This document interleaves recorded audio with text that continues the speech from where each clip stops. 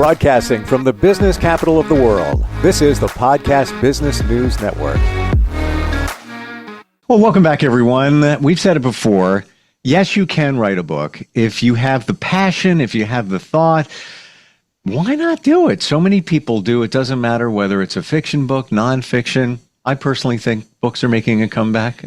It's been, a period of time there where we got busy during technical stuff and all of that, but people are back to reading books and even actual books.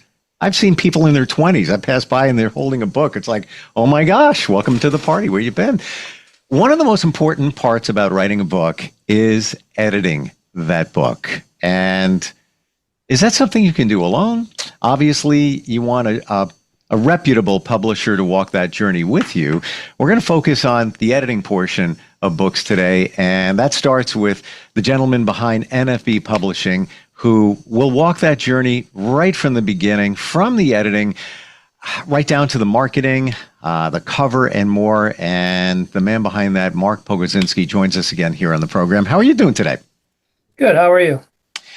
I'm fantastic and intrigued to go a little bit differently. We've been talking with some amazing authors, but today we're going to kind of pull back the curtains a little bit into the book writing process with our guest. Who did you bring with us? So today we have Mackenzie Reynolds, who is one of the best editors that I know of. She's worked with a number of authors, and she does a lot of intake too, where she'll read a raw manuscript and be able to create a one-page analysis of it, strengths, weaknesses.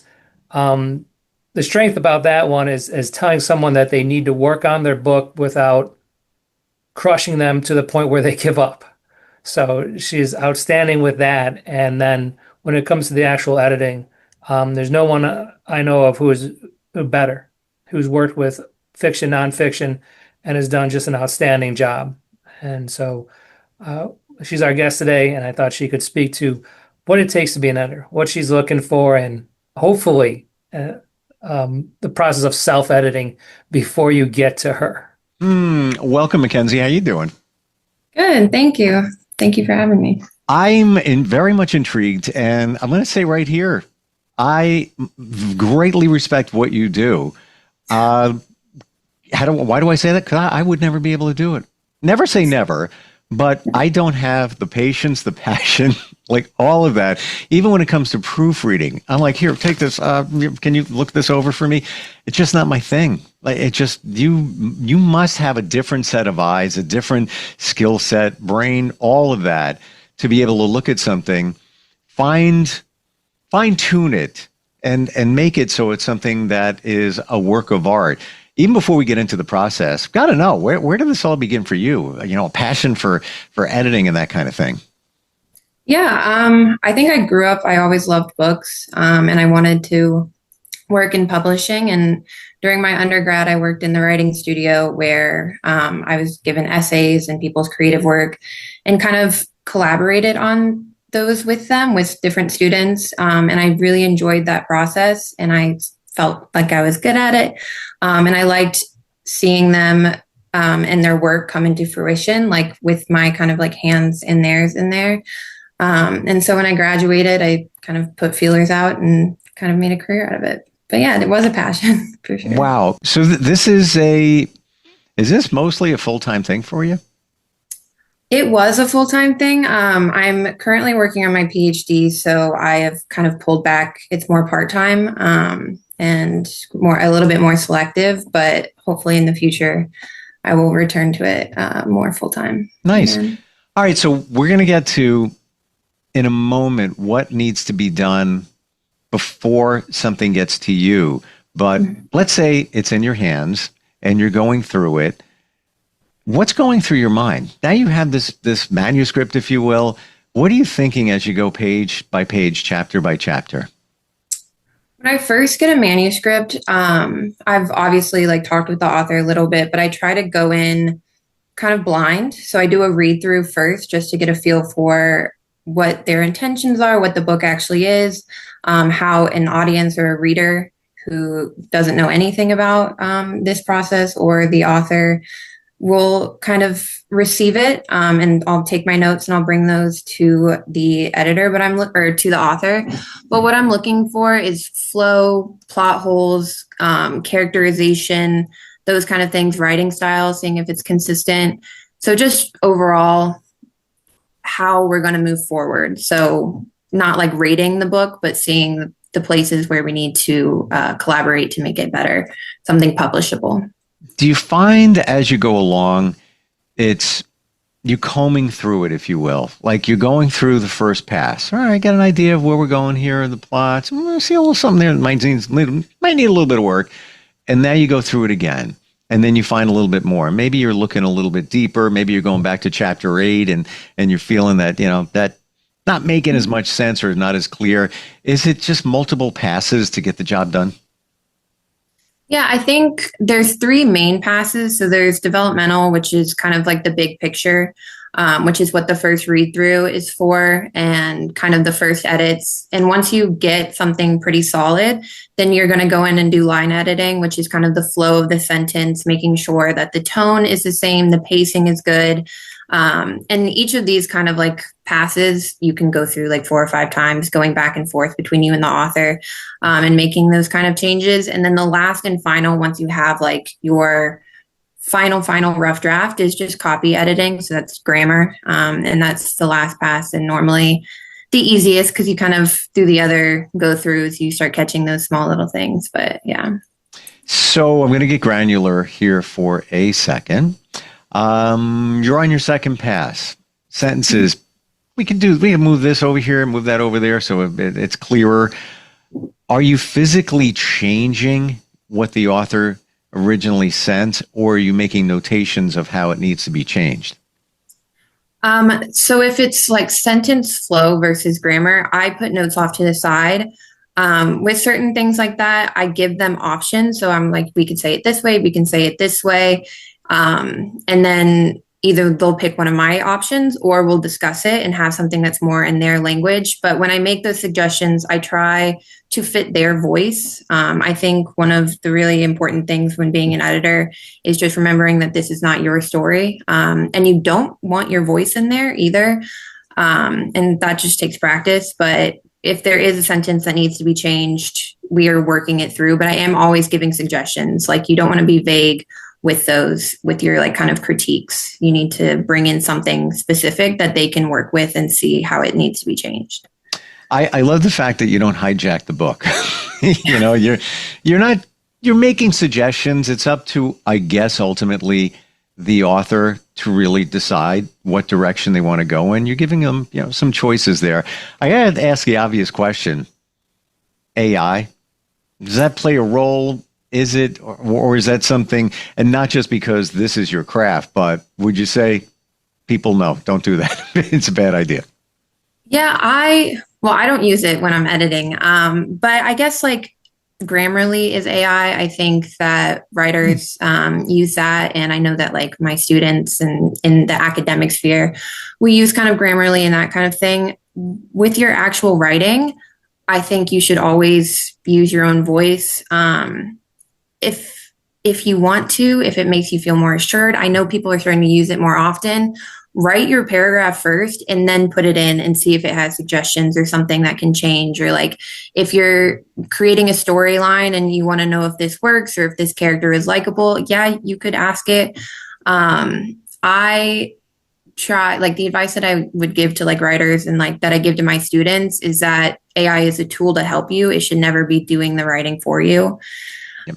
So I personally don't like using it, and I don't love reading it, but it is something that is just up and coming. It's everywhere. And that those are kind of my notes and things that I'm trying to bring into my like own perspective, because, if you hate it and you just absolutely don't want anything to do with it, you're going to kind of be left behind. 100%. And you know what? Yeah. Grammarly been around for a long, long time. Mm-hmm. I never thought of that as being AI. It's been around way before those 2 letters were ever mumbled by the regular people. Never thought of that way. So I guess there's a place for it when it's carefully done. When it comes to fiction and nonfiction, do you have a preference, you personally? You work with anybody on anything, but what do you think? I think that I enjoy reading fiction more. So those are kind of more fun projects. And I do like nonfiction, but because these are people, a lot of the time it's like memoirs that I'm working with. It's people's personal lives and stories. There's a lot more kind of emotional labor that goes into the editing process there, which can be fruitful in and of itself, but they both kind of have their differences. Fiction, I think, is a lot more straightforward and generally easier. Like there's always the kill your darlings. Like people are passionate about everything they write, whether it's their personal story or not. But there is kind of more of an ease and kind of levity to working with fiction that you don't necessarily get to come in with when you're doing nonfiction. So, do you do any fact finding when you do editing, or is it just the flow of the book, grammar, and things like that? I generally don't unless I'm asked to. That is a huge overhaul, especially working in nonfiction to do fact checking. I think that's its own job. So I'll do it minimally if I'm reading something and it's not kind of like fitting into my own knowledge and what I know. A lot of Googling of terms. Like I just worked on a book that was about World War II, and there's terminology that I don't know, and I just need to make sure that it's fitting in correctly. But generally, that's not something that I do because that is a specific kind of job that you need to be trained to be able to handle, like production. Gotcha. And Mark, when you're working with Mackenzie, let's go to what somebody should present in their own editing or self-editing initially, what they're presenting to you that you present to her to move the writing journey along. Where does that start? Before you do that, I'll just go back to that AI question that you had. Sure. She answered it correctly. If you use AI to write it, AI is not going to read it. So you need your audience that are humans. They're people. And with Mackenzie, with editing, you can have an AI program go through and clean up the grammar and spelling and everything like that. But you're going to lose the heart of it, especially if you're using AI to write it. And again, people use it. It's obvious when it's AI. Mackenzie will do a lot of intake for me when I new books. If I catch AI, and I always do, I won't send it to her because you can have chat write you a novel, but then it's for AI. So it's really important, and I think she did a good job with it, but it needs to be emphasized. People write for people, okay? And you can, again, have AI clean up your grammar, but you can't have it write for you. So that's an important distinction, I think, that she pointed out.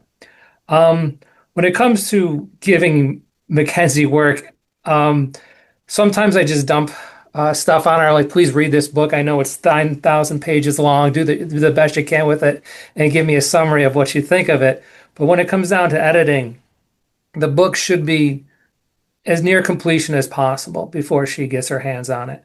And again, she's working with people's memoirs, which are incredibly intense, incredibly impersonal. And she has to jump from that to fiction, where it's an entire different mindset where, like, all right, this character makes no sense. There's an entire chapter here that doesn't really do anything. And to tell someone that, like, these 50 pages that you wrote are inherently meaningless and you need to do something with them. She's far kinder than when I used to edit. I was much more to the point, like, these are the options. They're both mine. Pick one because they're both correct. And then they would come back. And my way of doing it was a little bit more brutal. But she does a fantastic job navigating the emotions, especially with the memoirs and fiction, which I think she said it more entertaining, but I find fiction to be more difficult to edit than nonfiction. Nonfiction, there's a purpose. I'm writing a memoir about somebody. That's the end. With fiction, there's a lot more involved. And again, she uses the term, with the fiction, it's someone's child. Like, they've been working on this for years upon years, crafting it, thinking about it. And then to go in and edit it, it takes a gentle hand and it takes absolute trust with someone. And it has to be someone. It can't be an AI program. Mackenzie, is it even possible to self-edit a book? Yes. I think at the end of the day, it's better when somebody else's eyes have been on it. Because as we said, it's come from you, it's your child. There's a lot of it that you become blind to. That can be like a character, a storyline, a whole chapter that doesn't need to be there. But also, you know what you meant to say. So you could, miss a full word or a full letter or whatever in the sentence and just keep reading it like it's correct. So there's different ways where it helps to have somebody else's eyes on it. But it is fully possible. I think always step away from it. You can't go straight from writing into editing. You need to have fresh eyes, and that can only happen by distance, because something that you are familiar with today in like 2 weeks will be something you need to refresh, and you'll see things that you didn't see before.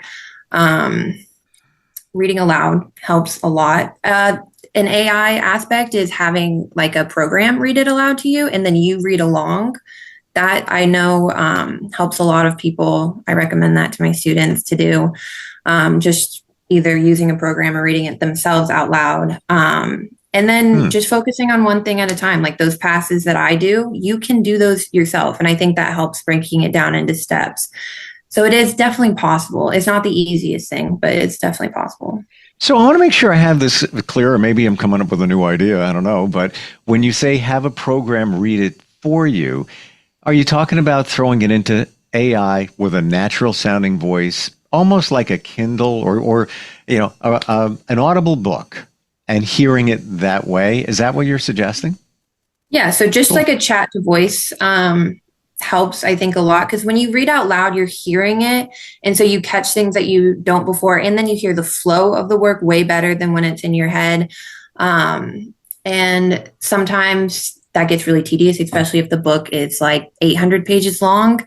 Your voice is going to get tired. So putting parts of it into kind of a chat to voice can help with that. And in that way, you can read along and have your mind kind of in two places versus focused on just reading aloud. Do you ever edit poems? Yes, I have edited poems. That is also very tricky because, there's not a set punctuation for them, especially in kind of more contemporary, modern poetry. Style is huge and kind of all over the place. So that's another part where you really need to work with the author. So poetry is definitely a collaborative kind of editing process, maybe more so sometimes than with novels. I could imagine, because it's more free form and there's many different styles. So yeah, do you get deeply involved, no matter what it is, whether it's fiction, nonfiction, poems? Are you directly connected with the author, going back and forth with them? Yeah, I think the editing jobs that are actually the easiest for me is when the author wants to be collaborative, because sometimes I do get sent things and they just want me to like clean it up and then send it back to them and no discussion. But when the author is kind of right there with me, we do like a phone call or a meeting before I get started. Or after the first initial read through and through the process, giving updates back and forth. I finish my edits, send it to them. We do another meeting. That is when I think the book reaches its like fullest potential. So I love a back and forth with the author. It's very, very much a collaborative job. Like I don't want to be in there in isolation. I don't think it really helps me, the book, or the author. I can't imagine doing it any other way. Because it's very personal. You're changing or making suggestions on somebody's work. How do you do that with love? I guess it's very it can get very personal. Yeah, I think that I've had people be like, "Oh, take them as criticisms, like edits as criticisms," and in my personal opinion, they never are. So when I make an edit or a critique or something like that, it is never a negative thing. It is not something that you've done wrong necessarily, like you're at fault. It's just things that we need to change. You know what I mean? I think my language that I use when we're discussing your work is huge. not to like make it sound childish, but kind of like the sandwich where you compliment and then bring in your critique and then kind of compliment again. Because I mean, it's never like bad work. It's just things need to change to make it work better or in that capacity. So it's just acknowledging, meeting them where they are and never coming in it from a negative perspective that they are in the wrong, because then they get defensive too, which never is productive. So is it sort of, if you go with an analogy, is it sort of like the author is on the field, call it the big game. They're on the field, they're doing their thing. You're flying over the bleachers, different perspective. Is it kind of like that? A little bit, yeah. Because in a capacity, like, they wrote this, they know where they're coming from, they're in it. So if like I'm like a coach on the sidelines or up above, like I'm not seeing what's happening on the field, which is why kind of if I come in being like, you need to do this, they can get like really defensive about it. So it needs to be more of a constructive criticism if it is going to be that, being like, can you do this? Or how about we do it this way? That's where you always come in with suggestions. But yeah, also I think that if I'm just telling them what they need to change, then the text becomes foreign to them. You know, if I do a lot of edits and then send it to them, I don't mark what I've changed or like the language or sentences that I've moved, it starts being no longer their text. So I think no matter how much I want to be like, this needs to change, this isn't working, if they're pushing back and, you know, refuse, it's not my book. You know, it's really ultimately their choice what we change. I'm seeing this in a different way now since we all got together. I don't see you as an editor. I see you as a coach. Call it a word coach. Is that a better description in some regards? I think maybe that's a lot of influence. I think. Well, like we talk about, you know, the player on the field. Yeah. What does a coach do? Hey, you might want to throw the ball a little bit that way as opposed to this, and you might get it further, blah, blah, blah, whatever it might be. Seems like you're kind of doing the same thing where you might want to maybe try it this way. It might be better understood. So, you know, editor sounds like this is the way it is, change it and it will be better, whereby you're just making suggestions, you know, tweaks along the way, page by page, or, you know, quarter by quarter in the game. It kind of almost seems like you're coaching somebody in a way.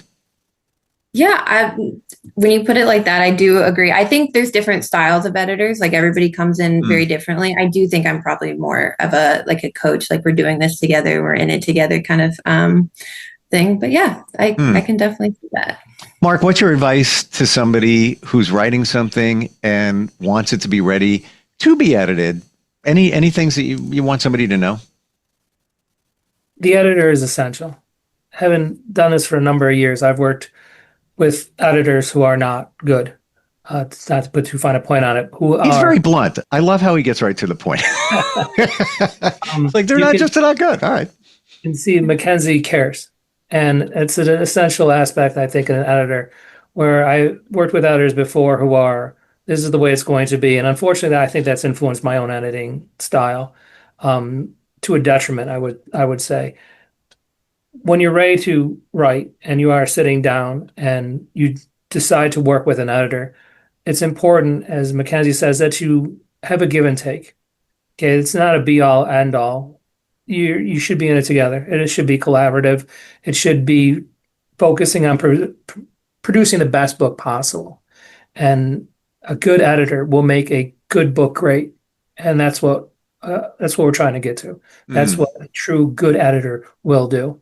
They will make your voice stronger, they will make your vision brighter, and they will make the overall book far better than what it would have been without them.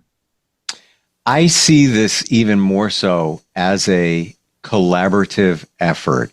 And when we've talked before, Mark, you know, my vision, what do I know? I've never written a book. I look at it as like, you know, the editor's over here and they're going to do their thing. And then now it goes to another section of the process. This is all cohesive, and it just even more so needs to be, because it's all part of the process and that personal connection with the author.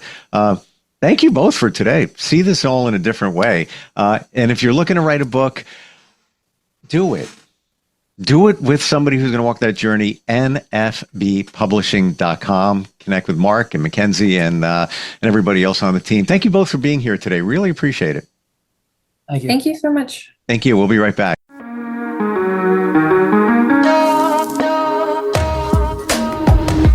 Broadcasting from the business capital of the world, this is the Podcast Business News Network. Hi, this is Terry Crews, actor, former football player, game show host, father of 5, and all-around big dude. I'm also an expert on drama. I know all kinds of drama. There's the good kind that comes with having a house full of kids. There's the bad kind like season-ending injuries. There's the necessary kind like having an agent in Hollywood. And there's silly drama like the drama around my percolating pectorals. And then there's the drama you can skip. Skip the drama that comes with not having your high school diploma or equivalency. Find free adult education classes near you and finish your high school diploma. Visit finishyourdiploma.org. Or text diploma to 97779. Message and data rates may apply. Reply STOP to opt out. That's diploma to 97779. And leave the drama to actors like me. Brought to you by the Dollar General Literacy Foundation and the Ad Council.